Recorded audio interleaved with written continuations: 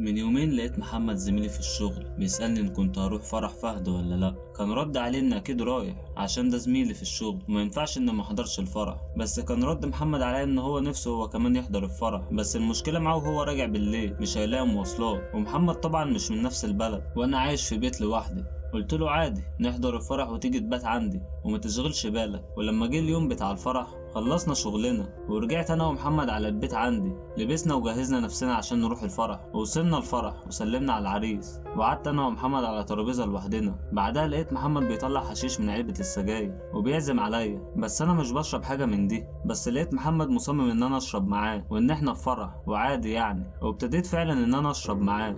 وشويه شويه كنت شايف كل حاجة مزغللة قدام عيني ودماغي في حتة تانية ومش مستوعب أي حاجة في اللحظة دي. طلبت من محمد إن احنا نمشي عشان أنا كنت تعبان جامد. ولما وصلنا البيت عندي دخلت محمد للأوضة اللي هينام فيها، وأنا دخلت أوضتي اترميت على السرير من كتر التعب، نمت على طول. بس بعدها بشوية كنت حاسس بحركة في الأوضة زي ما يكون حد عمال يحرك فيا يمين وشمال، بس أنا من كتر التعب ما كنتش قادر أقوم. وبعدها كنت سامع صوت محمد معايا في الأوضة بيتكلم بصوت واطي، ولما فتحت عينيا وحاولت أشوف في إيه لقيت نفسي مربوط في السرير، ما كنتش عارف أتكلم أو أصرخ، كان في لزق كتير على بقي وكان في شمع مولع في الأوضة. ولما بصيت على محمد لقيته عمال يرسم رسومات غريبة ونجوم خماسية في كل مكان. ولما بصيت جنب مني لقيت كتاب كبير بس كان ريحته معفنة وكان الورق بتاعه عبارة عن جلد حيوانات. بس أنا ما استغربتش كتير عشان كنت عارف إن ده هيحصل في يوم من الأيام، بس ما توقعتش إن محمد زميلي في الشغل يبقى من نسل بيت الفيومي.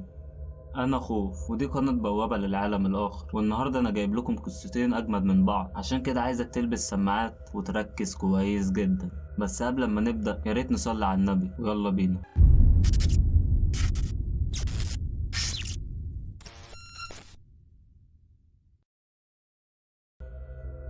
فلاش باك من اكتر من 30 سنة. طبعا انا ما كنتش لسه اتولدت. كان في البلد عندنا دجال كان اسمه الشيخ كريم الفيومي، كان بتاع اعمال سفلية وسحر اسود واذى ناس كتير من البلد عندنا، والناس كتير اتخرب بيوتها بسببه. في الوقت ده كان جدي الله يرحمه كان عمدة البلد الحاج محمد الصواف، وفي يوم اتجمع اهل البلد عند جدي في الدوار بتاعنا علشان يشوف ليهم حل من اللي الشيخ كريم بيعمله. طبعا جدي في اليوم ده مسكتش واخد اهل البلد وطلعوا على بيت الشيخ كريم الفيومي عشان يطردوه من البلد عندنا. بس لما جه الشيخ كريم يطلع من البيت كان في ايده كتاب غريب ورقه مكون من جلد حيوانات، وهو نفس الكتاب اللي محمد كان حاطه جنبي على السرير. بس جدي ما سابوش يطلع بالكتاب ده علشان ده اللي هيحضر بيه واللي مكتوب فيه العقد ما بينه وما بين زعيم قبيلة الجان، وطبعا من غيره الشيخ كريم مش هيعرف يعمل اعمال علشان العقد اللي بينه وما بين زعيم قبيلة الجان مش معاه. في اليوم ده جدي رجع بالكتاب الدوار وكان كل تفكيره انه يحميه عشان ما يقعش في ايد الفيومي تاني او اي حد بيأذي الناس، وكان خد القرار انه يحرقه. جدي حاول كتير انه يحرق الكتاب بس للاسف مش عارف الكتاب كان مسيطر عليه، كان في قوة كانت بتمنع جده انه يحرقه، وللاسف جدي احتفظ بالكتاب. بس بعد كده مع مرور الوقت ولما جدي كبر في السن وصحته بقت خلاص في النازل، كنت انا اتولدت كان عندي حوالي 5 سنين، كان جدي خد قرار غلط تاني لما راح للشيخ صبحي وطلب منه انه يقرا تعويذة على الكتاب علشان يحميه. وكان الحل اللي عند الشيخ صبحي انه يقفل الكتاب بحارس من الجن، وعلشان يعمل كده كان لازم جدي يجرح نفسه وينزل منه شوية دم على الكتاب، وعلشان الكتاب يتفتح تاني مش هيتفتح غير بدم جدي هو وكل اللي من نسله، وده طبعا بعد ما يقرا عليه تعويذة معينة علشان يفتح. ولو حد حاول يفتحه بدم حد غريب مش من نسل جدي الجن اللي عليه هيأذيه. بعدها رجع جدي الدوار، ولما والدي عرف باللي عمله حصل ما بينهم زعيق كبير، وابتدى والدي يحس ان الكتاب ده هيكون سبب نهاية العيلة. ولما والدي اخد الكتاب من جدي عشان يحرقه جدي منعه وقال له ما عادش ينفع، لو فكرت انك تحرقه الجن اللي عليه هيأذيك. وبدأ يطمن والدي ان مفيش حد هيعرف بالتعويذة، وان لو الكتاب اتسرق محدش هيعرف يفتحه، وان كده الكتاب في امان عن الاول. بعدها ابتدى والدي يطمن ويقتنع بكلام جدي وان فعلا كلام جدي صح. بعدها جدي بقى ملازم السرير ومش بيتحرك منه. وفي يوم كنت انا بلعب في المزرعة وحصل حريق كبير، وطبعا كله طلع يجري عشان يطفي الحريق، ومرة واحدة وهم مشغولين بالحريق سمعوا صوت والدتي عمالة تصرخ في البيت، وطبعا الكل طلع يجري على البيت. كان الصريخ جاي من أوضة جدي، بس كانت الصدمة لما دخلوا على الأوضة جدي لقوه مدبوح. ولما والدي جه يدور على الكتاب لقى الكتاب اختفى. بعدها والدي طلع على طول على بيت الشيخ صبحي، واللي كان متوقعه حصل لما دخل البيت ولقى الشيخ صبحي مش موجود ولا اي حاجه تخصه في البيت. بعدها والدي اتاكد ان الشيخ صبحي باع سر جدي الكريم الفيومي. في الوقت ده والدي عرف ان الدور عليه بعد كده، والحل الوحيد اللي كان قدامه انه ياخدني ويهرب بيا بعيد عن البلد. ساب بيته وكل حاجه، حتى والدتي ما كانتش تعرف احنا فين، ولما كان بيحب يطمن عليها كان يتصل بيها. وفضلنا على الحال ده اكتر من 20 سنه. حتى انا ما كنتش عارف حاجه ولا احنا منين ولا افتكر اي حاجه، حتى والدتي ما افتكرتش ملامحها. وفي يوم والدي بيتصل يطمن على والدتي، بس ملامح وشه اتغيرت، ولما عرف انها كانت تعبانه في الفتره الاخيره وتوفت كان لازم والدي يرجع تاني للبلد. كان مشوارنا طويل، وابتدى والدي يحكي لي القصه كلها وسبب هروبنا من البلد، وان الكتاب طول ما هو مع كرم الفيومي هتفضل حياتنا في خطر. وفي نص الطريق والدي طلب مني ان انزل من العربيه لو انا خايف على نفسي ومش حابب ان اكمل، بس انا طبعا رفضت. بعد ما رجعنا البلد والدي كان عارف ان حياته في خطر، وكان كل تفكيره انه يخلص من الشيخ كريم، وابتدى فعلا انه يشوف معارفه القديمه. وطلعوا على البلد اللي فيها الشيخ كريم، واللي عرفوا ان هو توفى من فتره وان ابنه هو اللي بقى شغال مكانه. بس والدي مرجعش عن اللي في دماغه وحرق البيت باللي فيه علشان يكون اطمن ان الكل مات وان محدش هيأذيه بعد كده. ابتدى والدي بعدها يعيش حياته عادي ويشوف مزرعته. وفي يوم قرر انه يبيع حته الارض بتاعته، بس وهو راجع طلع عليه ناس حراميه، بس والدي ما استسلمش. وكانت النتيجه ان والدي توفى بسبب عده طعنات في جسمه. كنت خايف لا يطلع الموضوع مش مجرد حادثه، وان يكون في حد من بيت الفيومي لسه عايش. وتاني يوم نزلت البلد اللي كانوا عايشين فيها علشان اتاكد، ومن كلام اهل البلد بيقولوا ان حصل حريق كبير وكان اهل البيت كلهم موجودين فيه ومحدش نجا من الحريق. وابتديت بعدها ان اشوف حياتي عادي، ودورت على شغل والحمد لله ربنا كرمني بيه. وابتديت ان اتعرف على الناس اللي موجوده فيه. لغايه من حوالي شهرين محمد جه اشتغل معانا، وابتديت ان اتصاحب عليه. وهو ده كل اللي حصل في الفتره اللي فاتت. في الوقت الحالي لما فقت من نومي لقيت نفسي مربوط على السرير، وكان محمد عمال يرسم حاجات غريبه ومولع شمع في كل مكان. كنت حاسس ان ده هيحصل في يوم من الايام، بس ازاي؟ احنا قتلنا عيله الفيومي كلها، معقول يكون في حد لسه عايش منهم؟ ايه الغباء اللي انا فيه ده؟ معقول يكون اللي في دماغي صح وان ده محمد ابن الشيخ صبحي؟ يعني كده الشيخ صبحي هو اللي سرق الكتاب وقتل جدي، وان والدي ما ماتش بسبب سرقه، ده كده مات بسبب الكتاب زي جدي. انا ازاي ما خدتش بالي من اسمه طول الفتره اللي فاتت دي؟ ان اسمه محمد صبحي. بعد ما محمد خلص الرسومات اللي كان بيعملها قرب مني وكان في ايده سكينه، وابتدى يجرح في ايدي ويخلي الدم ينزل على الكتاب. وفجاه بعدها الشمع انطفى مره واحده، هو وانوار الشقه كلها. كانت كل حاجه ضلمه. ابتديت احس ان في حد تالت معانا في الاوضه، ونفسه قريب مني زي ما يكون كيان ضخم وفي سخونيه طالعه من جسمه. بس مره واحده ابتديت اسمع صوت صريخ محمد، وان الكيان الضخم ده زي ما يكون بيأذيه. وصريخ محمد ابتدى يعلى. كنت ميت من الخوف ومش شايف اي حاجه من اللي بيحصل. الدنيا كانت ضلمه كحل. بعدها ما سمعت صوت محمد والكتاب ابتدى يتحرق. في اللحظه دي اعتمدت على الولعه اللي كانت طالعه من الكتاب، ومسكت السكينه اللي محمد جرحني بيها، وابتديت اقطع الحبل اللي كنت مربوط بيه. واول لما فكيت نفسي قمت على طول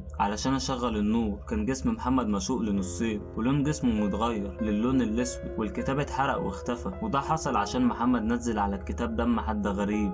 يوم ما كنت راجع مع والدي البلد عرفت منه ان ابنه الحقيقي كان في المزرعة وقت الحريق، وانه توفى بسبب الحريق واندفن مع جده من غير ما حد يعرف بالموضوع. ولما هرب من البلد وراح البلد اللي قعدنا فيها اتبناني من بيت ايتام، وفضلت طول الفترة دي عايش معاه. ولما عرفني بالقصة دي كلها خيرني انه كنت اكمل معاه ولا لا، بس انا قبلت العرض بتاعه ووافقت عليه في سبيل ان كل حاجة بعد كده هتبقى بتاعتي. ودي كانت القصة الأولى معانا، ومن غير ما نطول عليكم يلا نخش على القصة التانية على طول. وبتقول: أنا بروح شغل الفجر وبيكون النهار لسه مطلعش. بدخل المطعم بعدها بحوالي 5 دقايق. المسؤول بتاع المطعم بيجي، اسمه عم حسن، وبيكون معاه شاب اصغر مني اسمه محمد شغال معانا برضه، بس بيجي مع عم حسن في العربية علشان بيكون في طريقه. ببتدي اظبط مكان اللي هقف فيه، وكذلك بقيت زمايلي كل واحد بيظبط مكانه. واكتر من السلام عليكم الصبح ما بينا مفيش، ولا كلام ولا هزار عشان الوقت بيكون ضيق، كل واحد عايز يظبط شغله. وده العادي بتاع كل يوم الصبح في الساعة الأولى من اليوم. وفي يوم على غير المعتاد لقيت عم حسن نازل من العربية وداخل علينا المطعم ومش مبطل ضحك، ومحمد لون وشه مخطوف وفي حالة ذهول. ولسه هسأل عم حسن انت بتضحك على ايه، لقيته بيقول لي انت عارف ان انا بجيب محمد معايا وانا جاي. وطبعا انا متعود ان محمد بيركب قدام جنب مني. النهارده لقيته بيفتح الباب اللي ورا ودخل يقعد على الكرسي اللي في الكنبه اللي ورا. قلت اسيبه يمكن عايز ينام، وكملت طريق. ولما وصلنا دلوقتي واحنا بننزل من العربيه لقيت محمد بيقول لي امال هو مين اللي كان راكب جنب منك قدام ونزل امتى من العربيه؟ طبعا احنا ما بطلناش ضحك وخدنا الموضوع بهزار وتريقه. بعدها بيومين حصل نفس الكلام، وعم حسن الصبح مش مبطل نبطل ضحك، بس المره دي خلينا هسيب محمد هو اللي يحكي لكم اللي حصل. بس محمد رفض انه يتكلم زي ما يكون في حاله من الصدمه. بعدها بشويه لقيت محمد ابتدى يتكلم، وكان كلامه انه لما عم حسن قرب عليه بالعربيه كان شايف ان في حد راكب جنب منه بس ملامحه مش باينه، علشان في الوقت ده بيكون الجو لسه ضلمه والنهار ما طلعش. ولما عم حسن وقف بالعربيه عشان يركب محمد فتح الباب اللي ورا، فعم حسن قال له بطل هبل يا ابني وتعالى اقعد هنا، مفيش حد جنبي اهو. بعدها محمد سمع الكلام وبدا يطمن ان مفيش حد فعلا قاعد، ويمكن دي تكون مجرد تهيؤات. بس الغريب اللي حصل مع محمد انه لما دخل وقعد على الكرسي ما كانش مرتاح، وكان حاسس زي ما يكون قاعد على رجل حد. طبعا احنا سمعنا الكلام ده وما بطلناش ضحك تاني. بعدها بشويه وانا واقف شغال لقيت محمد بيكلمني وبيقول لي انا عارف انكم مفكرين ان انا بحور او اني بهزر، بس بجد يا احمد انا شفت حد راكب معانا في العربيه. محمد كان باين على وشه فعلا انه بيتكلم بجد ومش بيكذب، بس انا ابتديت اطمن فيه، بس من جواه ما كنتش مقتنع بكلامه خالص. واللي هو طب ازاي انت اللي بتشوف حد غريب معاكم في العربيه وعم حسن مش بيشوفه؟ وبعدين الراجل بياخد نص الطريق لوحده لغايه ما بيقابلك وبيرجع بالليل لوحده ولا عمره اشتكى من حاجه. بعدها بكام يوم عم حسن كان راكن العربيه قدام المخزن، وفي اليوم ده كنت تعبان شويه وطلب مني ان انا اجيب له حاجه من هناك. خدت منه المفاتيح ورحت عشان اجيبها، بس لما ركبت العربيه وحطيت المفتاح في الكونتاكت ولسه بدور عيني جت على المرايه اللي في الصالون، شفت حد راكب في الكنبه اللي ورا وكانت عينيه في عينيا. انا مش عارف انا طلعت من العربيه ازاي، نبضات قلبي كانت صوتها مسموع، كان في رعشه جامده في رجلي وايدي، حاسس ان جسمي عباره عن حنفيه ميه. ابتديت استعيذ بالله واقرب من العربيه وابص على الكنبه اللي ورا، ولما فتحت ما لقيتش حد. بدات اطمن نفسي واقول يمكن دي تهيؤات من كلام محمد هو اللي خلاني اتخيل كده. جمدت قلبي وركبت العربيه تاني ورحت ركنتها قدام المطعم وما جبت السيره لحد باللي انا شفته. رجعت من شغلي ودخلت اوضتي علشان انام، كنت حاسس اني تعبان جامد من الموقف اللي حصل لي. بدات فعلا ان انا مدراش بالدنيا ونمت على طول. صحيت الصبح وركبت القطر ورايح شغلي حوالي الساعه 4 قبل الفجر. في الوقت ده بيكون القطر فاضي مش زحمه خالص، ولما القطر وقف في المحطه اللي بعد كده ركب واحد كان شكله تعبان مش قادر يمشي ولافف شال حوالين وشه. قمت من مكاني على طول علشان اسنده وامسك بايده، ولما جت عينيا في عينه بدات احس بالخوف. كانت هي نفس العيون اللي شفتها في العربيه. كنت مرعوب، ولما جيت اسحب ايدي اللي كان ساند عليها كان ماسك فيها جامد ومش راضي يسيبها. حاولت ان انا انادي على اي حد من الناس اللي راكبه عشان يلحقني، بس محدش سامع صوتي ولا حد شايفني، وزي ما يكون شفاف. كان القطر ماشي والراجل ده بدا انه يشدني ناحيه الباب. كنت عمال عافر جامد بس غلبني بقوته، واللي هو شكله ما يبينش عليه القوه دي قربني خالص من الباب. كنت بحاول ان امسك في اي حاجه، رجلي بدات تفلت من على اخر حافه الباب. في اللحظه الاخيره مسكت في الشال اللي كان على وشه والشال طلع في ايدي، بس لما شفت وشه دي كانت الصدمه الحقيقيه. طلع عم حسن. فجاه صحيت من النوم مفزوع، طلع اللي انا فيه ده كله كان كابوس. فضلت استعيذ بالله كتير، كان ميعاد شغلي قرب. قمت لبست وطلعت من البيت واستنيت القطر لغايه لما جه. واول لما ركبت افتكرت ان انا نسيت اليونيفورم ووصلت شغلي، وطبعا عارف ان من بدايه اليوم عم حسن هيشوفني هيقسم لي 10 جنيه عشان مش لابس اليونيفورم. بس في اليوم ده عم حسن اتاخر، وهو مش من عوايده ان هو يتاخر كده. بس بعدها بربع ساعه لقيته داخل عليا ومش مبطل ضحك. لقيته بيقول لمحمد احكي لهم يلا اللي حصل. وكان كلام محمد ان المره دي لما فتح الباب وجه يركب لقى العربيه فاضيه، ولما بص ورا لقى عم حسن قاعد في ظهره. كان الكل عمال يضحك الا انا. كنت عمال ابص لعم حسن جامد وهو يبص لي ويبرق لي. كانت عينينا في عينين بعض، بس كانت عينيه طالع منها شر. وكان محمد عمال يحكي اللي حصل النهارده، بس انا مش مركز لكلامه ولا معاه. وافتكرت كل الكلام اللي محمد حكاهولي والحلم اللي انا حلمته، وازاي محمد لما فتح العربيه كانت فاضيه مره واحده كان عم حسن واقف في ظهره. محمد مش بيكذب، باين عليه ان هو صادق. في حاجه مش طبيعيه في عم حسن. خلصت شغلي وكنت مروح لقيت عم حسن بيقول لي استنى علشان عاوزك. ولما سالته في ايه قال لي اصبر بس هقفل الحسابات واجيلك. ولما خلص شغله سالته في ايه لقيته بيقول لي انت عارف ان الجماعه في البيت عندي مسافرين بقالهم فتره وانا قاعد لوحدي، ما تيجي تتغدى معايا النهارده؟ طبعا انا قعدت اخترع اي حجه عشان ما اروحش، وكنت كل ما افكر في حاجه كنت الاقي عنده رد ليها.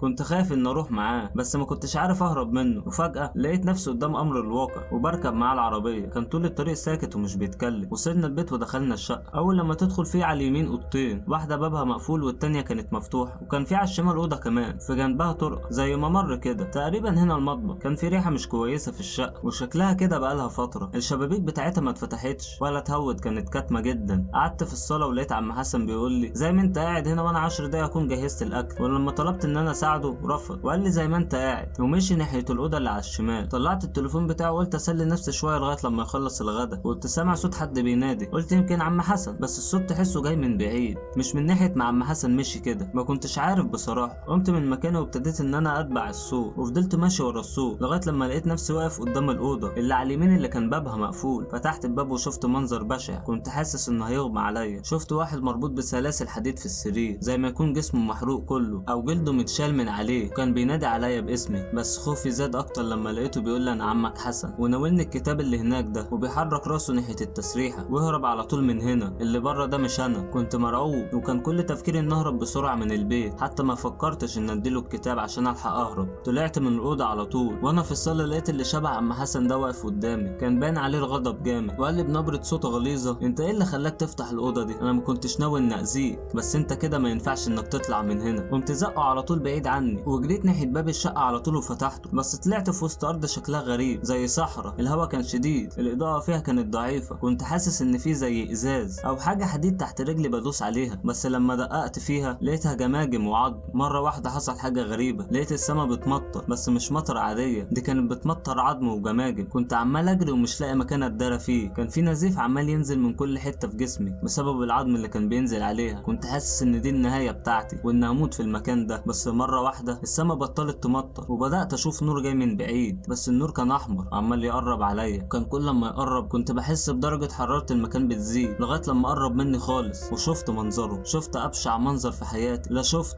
ولا هشوف زيه. كنت بتمنى الموت ولا ان اشوفه. كان كيان ضخم جسمه ملتهب، تحس انه في نار جواه، وراسه عامله زي راس الطور، وكان فيها قرون كبيره، كان ليه اكتر من عينين كلهم كان لونهم احمر نفس لون الدم. كنت واقف متسمر مكاني مش عارف اتحرك، كان في حنفيات عرق عماله تنزل من جسمي، وهو عمال يقرب مني. مع كل خطوه كان موتي بيقرب. حاولت ان انا اجري بس مش عارف اجري على فين، الارض كلها فاضيه. بس لما بصيت لبعيد شويه كنت شايف زي جدار كبير، طلعت اجري ناحيته، ولما بدات اقرب منه كنت شايف في باب، جريت على طول على الباب وفتحته. بس لما فتحته لقيت نفسي في الاوضه اللي فيها عم حسن، وطلب مني ان انا اديله الكتاب بسرعه قبل ما الكيان ده يظهر عشان يقرا عليه طلاسم ويتخلص منه. جريت على طول ناحيه الكتاب، خدته عشان اديه لعم حسن، بس قبل ما اديله الكتاب لقيت الكيان الضخم واقف جنب عم حسن، وبحركه ايد واحده فصل راسه عن جسمه وابتدى ان هو ياكل منه. كنت حاسس ان جسمي هيتشل ومش عارف اتحرك من اللي انا شايفه. بعدها الكيان ده بدا يتحرك ناحيتي، كنت عارف ان كده خلاص مفيش مفر، وغمضت عيني وانا مستني الموت. فجاه سمعت اصوات كتير في ودني،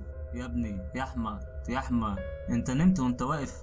فتحت عيني لقيتني واقف وسط زمايلي. كنت محتار، معقول انا سرحت بخيالي وانا واقف، وان اللي حصل ده كله من لحظه ما بصيت في عين عم حسن كان خيال؟ في اللحظه دي عم حسن كان بيتكلم وبيقول انا عارف ان محمد جبان شويه، وكنت بحب اعمل فيه الحركات دي. كنت بطفي لمبه الصالون علشان لما العربيه تفتح تفضل ضلمه، واحط جنب اي حاجه وعليها قميص من بتوعي. ويوم ما فتح العربيه وما لقانيش فيها كنت مهدي العربيه خالص، كنت مبطلها ونازل ماشي وراها وسايبها تمشي بالراحه، عشان عارف ان المكان اللي محمد واقف عنده فيه مطب، وكده كده العربيه هتقف عنده. واول لما جه فتح الباب كنت في ظهره وعملت فيه المقلب. طبعا احنا سمعنا الكلام ده وما بطلناش ضحك، وفي عز ما انا عمال اضحك سمعته بيقول للكاشير اخصم يا ابني 10 جنيه لاحمد عشان مش لابس اليونيفورم. وبعد ما خلصت شغلي حصلت حاجه غريبه قوي خلتني متسمر في مكاني ومش عارف انطق، لما لقيت عم حسن بيقول لي استنى ما تروحش، انا الجماعه عندي مسافرين في البيت وانت هتيجي تتغدى معايا. وزي ما يكون اللي حصل لحظه ما سرحت بخيالي كان رؤيه للي هيحصل.